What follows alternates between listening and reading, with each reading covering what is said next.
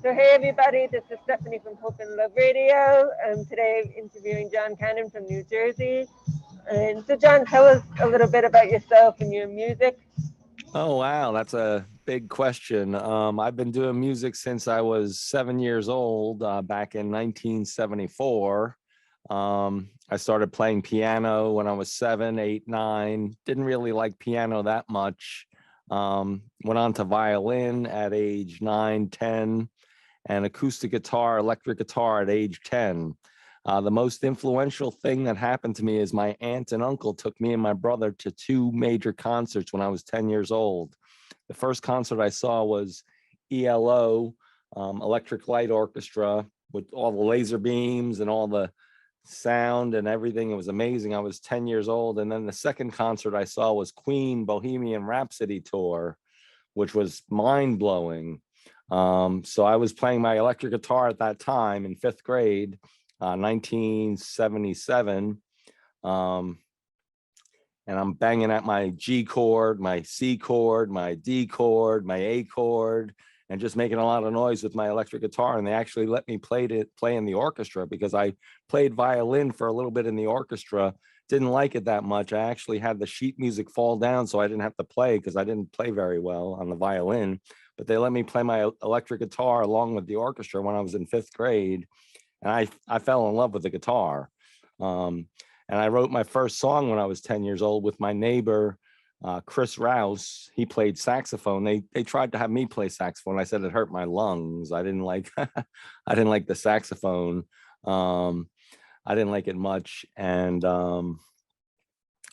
so I wrote this song on acoustic guitar on a little cassette. He has the cassette. I'm trying to find that cassette because that was the very first recording of an original composition that I did with my guitar, and he played saxophone. We played it for his dad, who was our math teacher in school. He taught the advanced math in school in 8th grade, and we're in 5th grade, and we're playing and playing and playing. So I fell in love with music at a very early age, and I continued playing guitar for a long time. I still play, not as much as I do more compositions now on the computer, because my first love was music and my second love is computers. And I started using computers in 1980, luckily, with the first generation. So I've been using computers since the very first personal computer, IBM PC XT, 4 megahertz, 4.77 megahertz with, I think it had 4 megabytes of RAM, and it was slow as molasses. It would take 10, 15 minutes to boot up.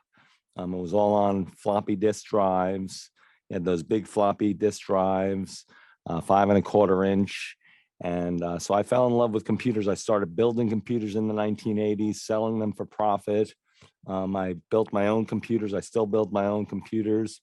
And I started sequencing in 1985 on a TR-505 drum machine, where I would have that with MIDI up to my DX7, and I would do the bass line and the drums, and I record on my Tascam 4-track audio, and I have those published on the internet. I have 3 Spotify profiles, John, John, which is me.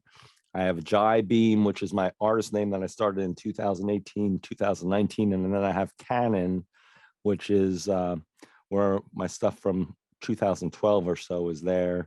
And it's doing really well now. My Jai Beam is taking off. I have 6,700 monthly listeners, and I'm really excited that I'm getting noticed, and it's really exciting. So I've had a long, rich history with music. It's my first love. It's what gets me through the day. It gets me through my hard times, keeps my mental health healthy. So I listen to my music, and I do compositions almost every week, multiple times a week. I did one yesterday about my MRI. I'm a cancer survivor. I had stage 2 rectal cancer. I was diagnosed in 2021, and I had to go through 7 months of chemotherapy and 6 weeks of radiation. And both my parents died that same year. So 2021 was a horrible year. I'm just getting through the woods now. Cancer doctor says I don't have to go back for a colonoscopy for 5 or 10 years, because I had a colonoscopy just a month ago, and they didn't find any cancer, and they didn't find any major polyps. They were very small polyps, and they were benign. So he says my intestines look good. So I'm hanging in there. So it's been a long journey. I'm creating music every day, every week. And it's my number one love. I know I'm rambling on, but all right, Stephanie. So that's my 2 cents. So, John, tell us about your futuristic genre of music. What does that entail? Oh yeah, that's what I started back in 2009. I didn't get credit for it, but it's an actual genre. I did my first publishing in that genre in 2012, but I started with it in 2009. I was just listening to all sorts of experimental music, electronic music, hip hop, rap, jazz, ethnic, tribal. And I just started doing sequences that involved all those different genres into one. And it's a very freeing genre. Futuristic is the most freeing genre. There are no rules that you have to follow to be a futuristic artist. You just have to do something that's so different and future looking that it's a very freeing genre. I really am excited about it. I hope I get credit for that because I started it. I was a pioneer back in 2009. I published my first works in 2012, Harmony and Chaos, Chaos and Harmony. And it's all sequencing and just expanding the limits of what you can do with computers and music and sound and real instruments too. Not many vocals in the futuristic music, but you'll hear it on the Spotify. You'll hear it when you hear something that's totally different. That's futuristic, in my opinion. That's how I think it is. But I saw this one woman who was going to a big award in Canada, I think it was, and they asked her what genre of music she did. She goes, futuristic. I was like, wow, someone's winning an award that's with futuristic. And I was like, well, I forget her name, but I was like, I came up with that 2009, first publishing in 2012 with songs like Check Your Reality Now, Morning Coffee, all these different things. And I did videos along with the music that I did back in 2012, rudimentary. And now I'm doing more videos with my compositions, which I still claim to be futuristic as well. It's just a distinctive sound that's very freeing. There are no rules to follow. There's no set boundaries. It's a very freeing, it's for just open-minded people that love music. And what is your creative process like when you write your songs? Oh, wow. That's a great question. I try to create as much as I can. I create digital art with my little tablet on my computer with Corel Painter 2022, I think it is. I've been using that since Corel first came out with Painter way back when in the 90s, I think it was. But I've never taken classes with that. So I look at art and music and just creation as just a canvas, a blank canvas. And you could choose with music, you could choose, I have like 15 terabytes of sounds to draw upon, which is like, I think it's like 3 million sounds or 5 million sounds that I can draw upon. So I just go through the library, I just browse and I just play random ones and I add them to my FL Studio. I've been using Fruity Loops since it came out way back when. And I used Easy Drummer on the MS-DOS program when it first came out decades ago. But I use FL Studio mostly and Pro Tools and Studio One Professional. And I have all the major DAWs, but I use Pro Tools and FL Studio mostly, FL Studio to sequence. So I just bring a palette of sounds in, and then I just create sequences every note. I don't do loops. I don't buy loops. I don't do loops. I create every note in a very specific, and I do the melodies. I draw them in on the piano roll, adding different velocities and stuff. And it's just very freeing. I did study music theory when I was early on and a teenager in high school. I studied music theory and I had an Atari 800 with a little cassette drive. And I was doing sequencing on that way back when. And my music theory teacher said, wow, that's a great composition. I was doing the sequencing on the Atari 800. So I've been sequencing since like 1985, 86. And I just look at it as a blank canvas. I don't have anything in mind. Sometimes I do have something in mind. like I did a thing on freedom of speech when in 2013, Miley Cyrus came out shortly after that with her album. And I was like, all right, she gets it. Freedom of speech was being challenged. It's still being challenged. I have freedom of speech first race, which I did the sequencing all from scratch. It's been pretty successful. I did a whole movement. I had askjohn.com. I sold it in 2021, 2022 for $3,500 to a guy in Texas, a realtor in Texas, but I had that since 1998. I had askjohn.com. I would put my music up there. I would design the websites, have my cyber prophet, which you would ask it a question, it would respond with like some really rudimentary artificial intelligence, showing a little picture and a little quote. A lot of people participated in that. I did that when I was a full-time college professor in 1998 to 2004. So I've been using computers and exploring the very cutting edge, the bleeding edge with computers and technology. I started to get into Chat GPT, which is the artificial intelligence lyrics. I'm working on my autobiography. I want to do ages 5 to 55. I just turned 56, and it's the house with 50 stories, which are stories that I'm going to tell in the book with my artwork, my music, and I have all my music is like probably 20 hours of music. So as you're reading the book, you can read my autobiography and the trials and tribulations. I've been diagnosed at an early age with bipolar at 18, and I've been on medication since, I guess, 1985. I did my first song, Let It Fly, one of my first songs, Let It Fly, which is a little manic. I look at it, it's about mania, and I was having a manic episode, I guess, when I was 18, but I didn't know what that meant. And they put me on medication, turned me into a zombie all throughout my teenage years and my 20s, and it was horrible. I would not recommend that for anyone.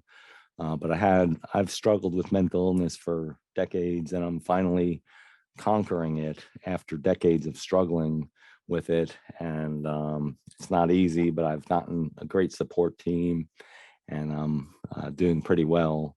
But yeah, I was diagnosed at an early age, and back in the 80s, there was I would wear all black all the time. I was very depressed, just very felt out of place. So my music was my only solace that I could go to find my escape in my own personality. So I just did creations and creations and creations and creations, not as much as I do now, but I started at a very early age, and I just captured my emotions with words and lyrics in the beginning. And then I just went to just music and compositions because I felt words were sometimes cheap and not meaningful. So I just have been struggling with mental illness for decades. I'm finally conquering it. I'm on the right medication now. I get an injection every 4 weeks, and I'm doing very well now. I'm very productive. I published a trilogy of albums. I had the Harmony and Chaos, Chaos and Harmony back in 2012, 13, 1, 2, and 3. I did that. But I just did Bandcamp compilation 1, 2, and 3, which are really interesting pieces. You can listen to them for 10, 15 hours. And if you have a creative mind and a creative spirit and an open mind, you'll really appreciate the diversity of my sounds that I get. I just explore the infinite universe of sound. And sometimes it's just silence, and sometimes it's chaos, and sometimes it's mania, and sometimes it's depressed, sad. So I try to get all the emotions in my compositions. Sometimes it's very quirky, idiosyncratic, eccentric. I'm eccentric. I'm a naturist, which I don't know if you know what that means. I think Mother Nature and nature is the foundation of all life, and the life force of nature found in nature, all the species of the millions of species of animals.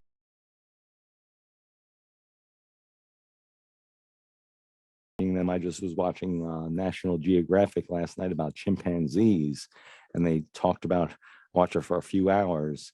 I don't watch much TV, but I like to watch like National Geographic, Discovery Channel, anything I like debates, seeing a good political debate, but there haven't been many of those in the past decades. I know I'm rambling on, but I've had a rich life full of rich experiences, and I've met some really pioneer people in my 20s. I met Phil Spector in my 20s backstage at Yankee Stadium when I had a backstage pass at U2's Europa tour with Primus opening act, and I could wander anywhere in the whole stadium with the VIP pass that my friend Mike got. And I just bumped into Phil Spector. I go, "Hey, Phil, how's it going?" He says, "Oh, come on the bus." And so I've been in the scene since my 20s. I was hanging out with Joey Ramone one night, just at Alcatraz, a local bar. This is the 1980s and 90s when there wasn't an iPhone and the internet wasn't as big, and the celebrities would hang out with their fans.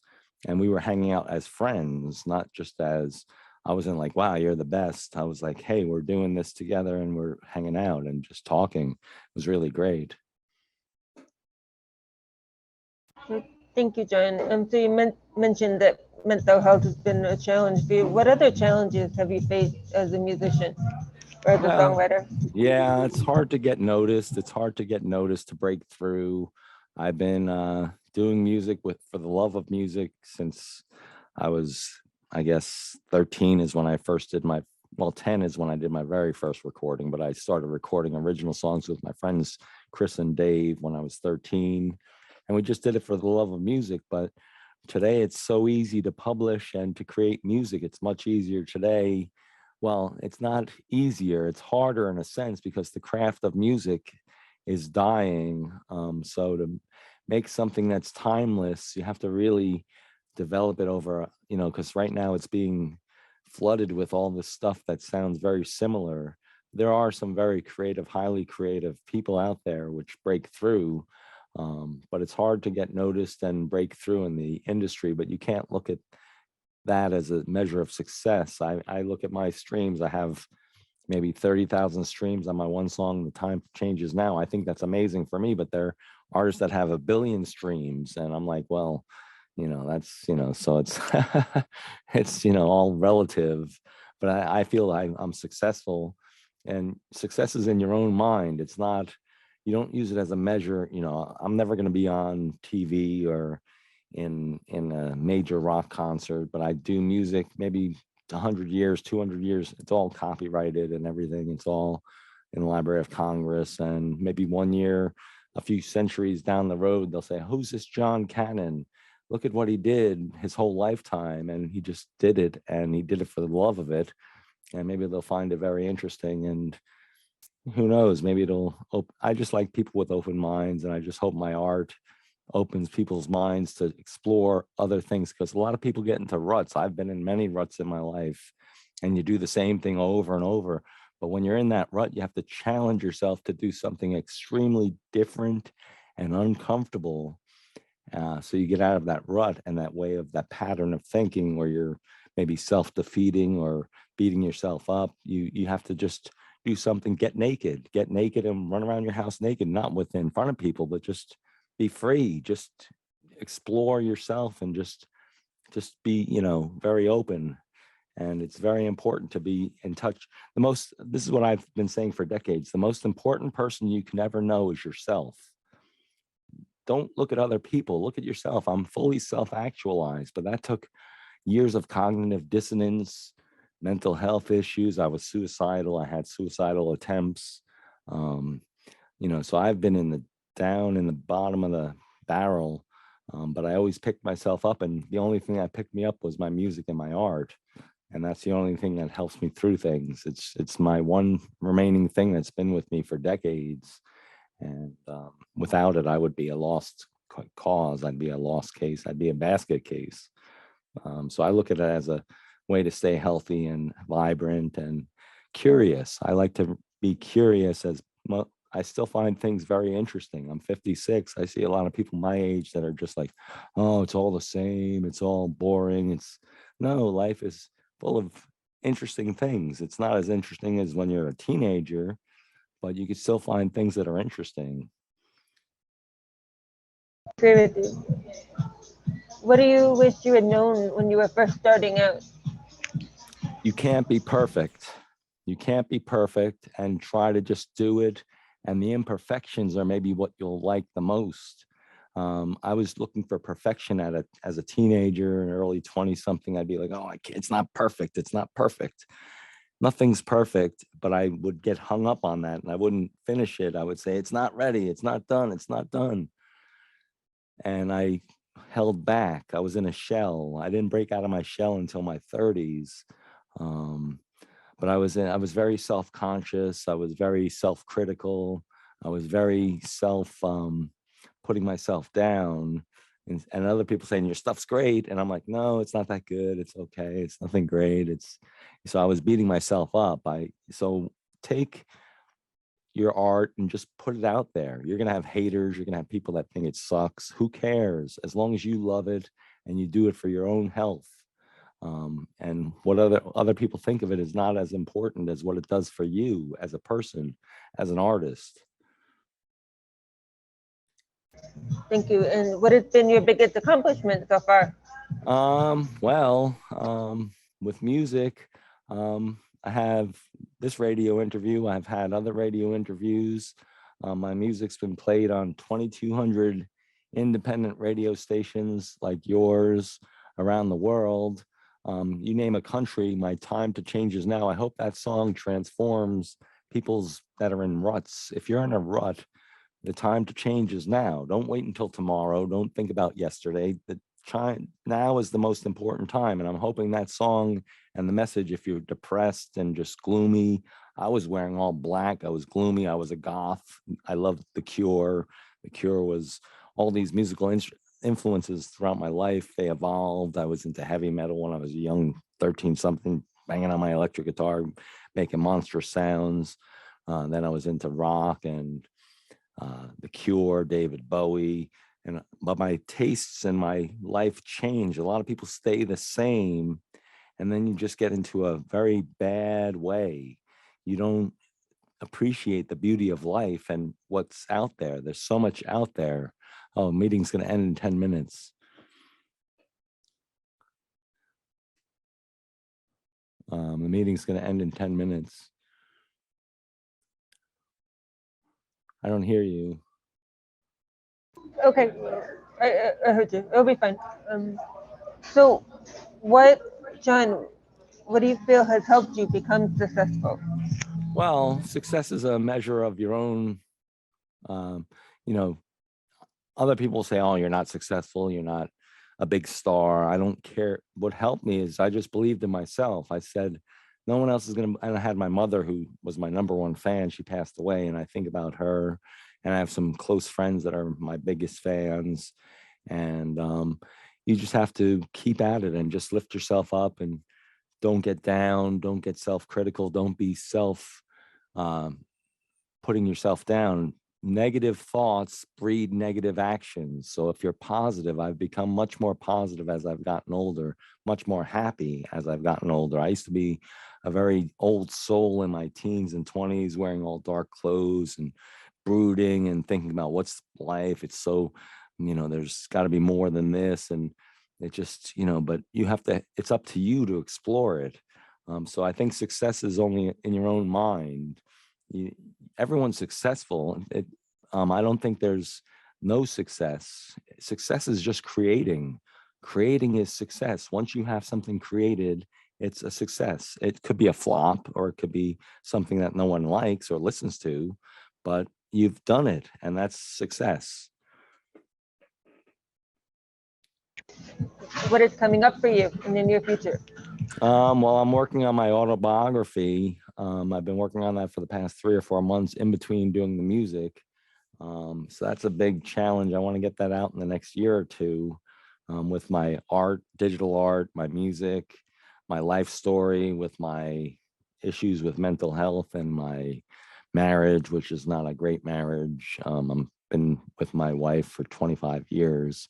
I have 2 beautiful boys. They're my inspiration, but it's hard to be, other people will measure artists by conventional ways, and most artists don't look at those ways of being measured as anything valid.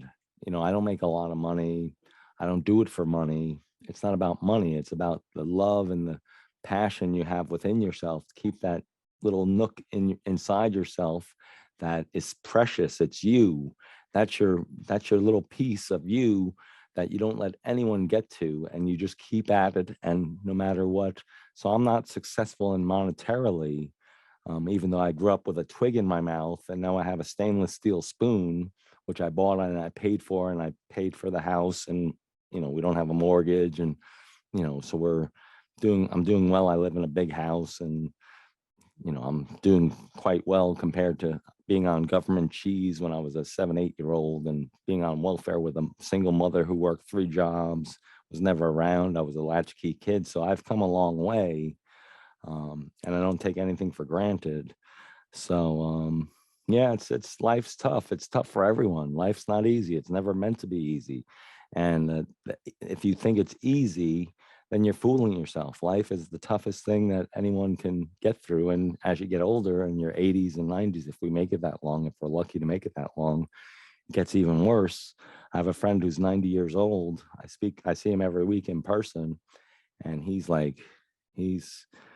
I've known him for over 15 years now, and he's quite a man. He's had quite a life, and we share our life stories, and that's what it's about, is communicating, sharing love, and sharing your life, and not judging other people, and just being free.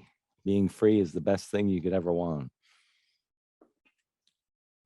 So one final question, is there anything that you would like to add, and how can we support you? Well, I'd like everyone to visit my website, jaibeam, JAIBEAM.com, and my recording studio, njsound.com. I've had people come all the way from Bermuda to record at my studio, California, Florida, Pennsylvania, Connecticut, New Jersey. Of course, it's in New Jersey, but it's got a studio with a legacy going back to 1949, and I've built it up and modernized it. I have all the best everything, old and new, and I charge a fair rate. So if you want to do some music, I can produce your music. I can just be the engineer if you want. I've been doing that since the 80s, and I've gotten very good at it. So I hope you visit njsound.com and jaibeam.com. I have a link tree. My handle on the internet is jaibeam21 for the 21st century. jaibeam21 is my handle, at jaibeam21, at njsound, New Jersey Sound. So visit and say hi. I'll give you motivation and positive feedback, positive energy. Any art that I create, I'm having people come in tomorrow from Hell's Kitchen, New York City. Tanaya, she's amazing. She's a 22-year-old African-American, beautiful singer, beautiful person. And she creates art that's distinctive. I said, you're going to have quite an audience that's very loyal and loving. Your art, you may not reach the masses. You may not be Britney Spears or whoever, Taylor Swift or Miley Cyrus or Beyonce or Madonna or Bjork or Sinead O'Connor, but you'll have your audience, and you'll have your nurturing from your art, and that's all that matters. It's not how big you get, it's how much love and joy you receive and give with your art. So please visit my websites and say hi. I'll say hi back. I speak with everyone around the world, and I look forward to speaking with you and meeting you in person at my studio, possibly. Thank you, John, so much for being here. As for everyone, the interview will be on the radio station tonight at 7:00 p.m. PST. And it will also be on Facebook, YouTube, LinkedIn, and Instagram. And I hope everybody has a wonderful rest of the weekend, and I will speak to you all soon. Take care. Bye. Thanks, Stephanie. Thank you very much. Bye. You're welcome. Bye.